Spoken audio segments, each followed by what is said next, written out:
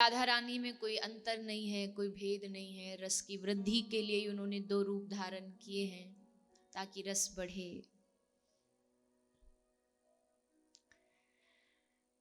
ये बात रसिकों ने गाई है। कल एक भैया आए थे, पूछ रहे थे कि जो आप सुना कि श्री राधा रानी के बारे में उनकी चर्चा हो रही है, तो कौन सा ग्रंथ है राधा रानी का जिस पर। देखिए, राधा रानी का कोई एक विशेष ग्रंथ तो नहीं है, और कोई ग्रंथ भी ऐसा नहीं है जो राधा रानी का ना हो, क्योंकि उसमें लेखनी भले किसी ने लिखी हो, किसी के बारे में लिखी हो, पर शक्ति और तत्व तो राधा रानी का ही है। तो यहां जो हम चर्चा कर रहे हैं, कोई एक शास्त्र को लेकर के नहीं कर रहे हैं। भागवत जी हमारा मूल है जो हमेशा रहेंगी। श्रीमद् भागवत की उस मूल धारा में ही ब्रज के रसिकों ने जहां जहां राधा रानी की महिमा का वर्णन किया है, चाहे वो श्री श्री राधा रस सुधा निधि हो, विलाप कुसुमांजलि हो, उज्ज्वल नीलमणि हो, ब्रज के और भी अनेकानेक जो भी भाव आप सुन रहे हैं, इनमें से कुछ भाव पूज्यपाद रसिक शिरोमणि श्री श्री राधा बाबा जी के भाव हैं, कुछ पूज्यपाद श्री भाई श्री के भाव हैं, कुछ आज के तत्कालीन हमारे जितने भी संत महापुरुष हैं उनके भाव हैं। तो मैं स्पष्ट कर दूं, कल भी मैंने बोला था कि इसमें मेरा कोई भाव नहीं है। जो लीलाएं, जो वाणियां जो मैं आपको बताने का प्रयास कर रही हूं, ये सब भाव दूसरों की प्रसादी है, और उस प्रसादी को ही हम बांट रहे हैं, क्योंकि प्रसाद तो बांटने के लिए ही होता है। वो लिखे ही इसलिए गए वो भाव ताकि लोग उनको सुने, मन में हृदय में उनके भाव बढ़े, रस बढ़े।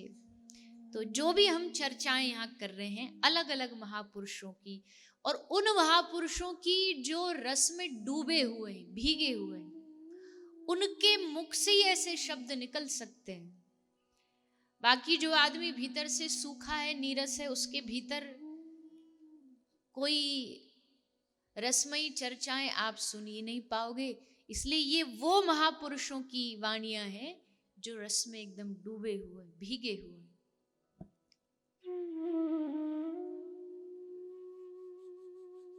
अब एक प्रश्न ये उठता है कि जिन श्री राधा रानी की हम महिमा गा रहे हैं, उन श्री राधा रानी को रिझाने के लिए क्या चाहिए?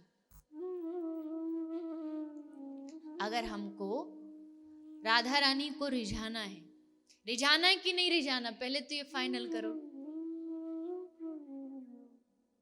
हाँ कि नहीं? मैं डरे डरे क्यों बोल रहे हो? क्या अभी 50-50 माइंड ही बना पाए हो कि हाँ नहीं ना? 100% बन चुका है ना मन, तभी तो यहाँ बैठे हो। और हमारे रसिक जन कहते हैं हमारे जीवन की सफलता इस बात में नहीं कि मरने से पहले वाह बड़ा नाम कमाया, बड़ी उपलब्धि हासिल कर ली। देखो, माफ करना, पर आजकल ना ये जो सफलता है, क्या है सफलता? खूब नाम रोशन हो जाए, बड़ी बड़ी बिल्डिंगें बन जाए हमारी, अच्छे पद पर पहुंच जाए, इसको आजकल के लोग, आजकल के बच्चे, आजकल का युवा सफलता मानता है। लेकिन वहां जाने के बाद, पहुंचने के बाद भी उनको शांति नहीं मिलती, क्योंकि वो बाहरी चीजों को तो पा लेते हैं सफलता के रूप में, पर जो भीतर जो आत्मिक प्रसन्नता, आत्मिक आनंद जो ठाकुर जी और श्री राधा रानी के नाम का, वो नहीं पाते। इसलिए बार बार से खोखले रहते हैं, भीतर नहीं है कुछ भी। इसलिए सफलता क्या है, महापुरुष कहते सफलता ये नहीं कि मृत्यु से पहले नाम कमा लिया, मृत्यु से पहले धन कमा लिया, पर मृत्यु से पहले अपनी स्वामिनी राधा रानी को जिसने रिझा लिया, समझो वो सफल हो गया। उसके जीवन की सफलता की कसौटी महापुरुषों ने यही बताई है। इस सफलता वही जो जीते जी श्री राधा रानी को, श्री श्याम सुंदर को रिझा ले, सफल हो गया, बस यही सफलता है। तो बात अब यह है कि राधा रानी को रिझाने के लिए क्या चाहिए, क्या चाहिए बताइए, क्या चाहिए, बोलिए। देखो गिने चुने लोग हैं ना हम यहाँ पे, कोई प्रवचन नहीं हो रहा है, यहाँ पे चर्चा हो रही है, और चर्चा में तो दोनों तरफ वाले ही बोलते हैं, एक ही थोड़ी बोलता रहेगा। क्या चाहिए बताओ, राधा रानी किससे रीझेंगे? 2 किलो के लड्डू के डब्बे से, फूलों की माला से, किससे रीझेंगे?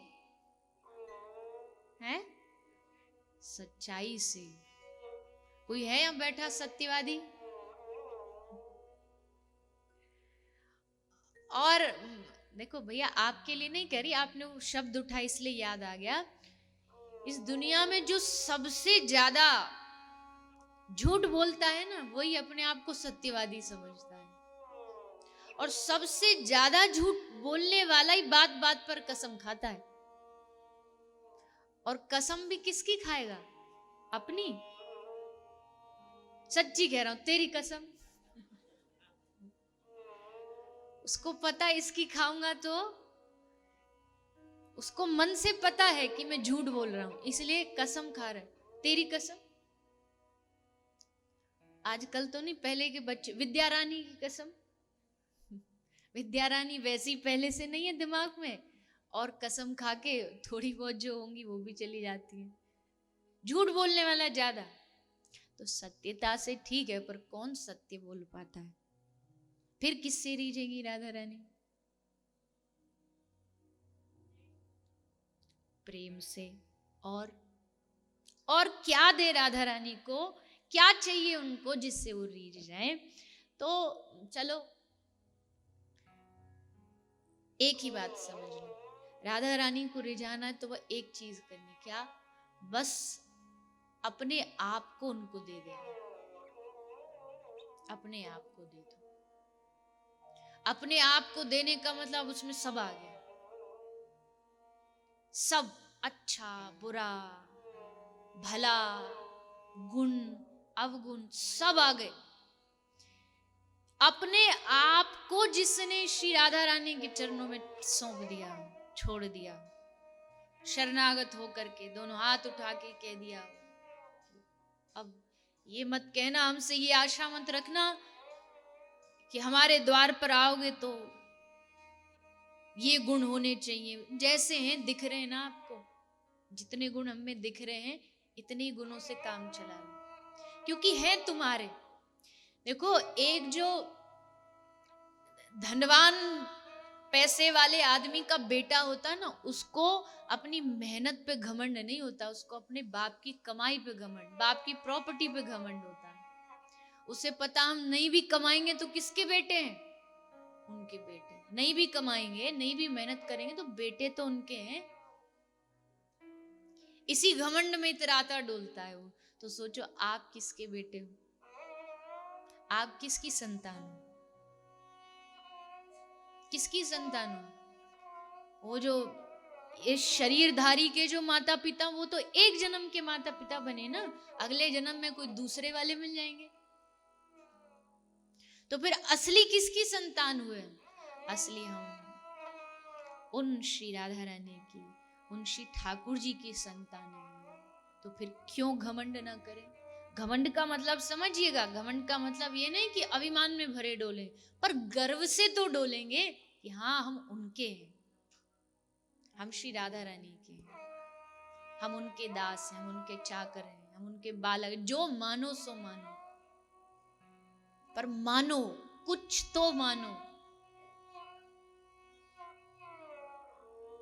तो मानोगे तो फिर देखो, एक बरसाना में एक बाबा रहते थे। वो श्री राधा रानी को अपनी लाली मानते थे, बिटिया मानते थे। तो बहुत प्यार करते, खूब लाड़ करते थे अपनी लाली को। तो प्यार करते, एक दिन मन में आया, देखो श्री जी के मंदिर में श्री राधा रानी रोज नए नए वस्त्र धारण करती है। तो मन में आया कि मैं भी अपनी लाली को वस्त्र पहनाऊं। अच्छा सा कोई बढ़िया सा बाजार जाके वस्त्र खरीदूं और अपनी लाली को वस्त्र पहना। वो पैसा थे नहीं, बाबा जी आदमी, कहाँ से पैसा। और जब आप देखो, जब आप भगवान से, ठाकुर जी से, श्री राधा रानी से प्यार करते हो ना, तो रोज नई नई कोई ना कोई मन में इच्छा प्रकट होती है अपने आप देख लेना, अगर आपको अपने घर के विग्रह से प्रेम होगा ना श्री राधा रानी, तो आपको रोज नया नया भाव जागे।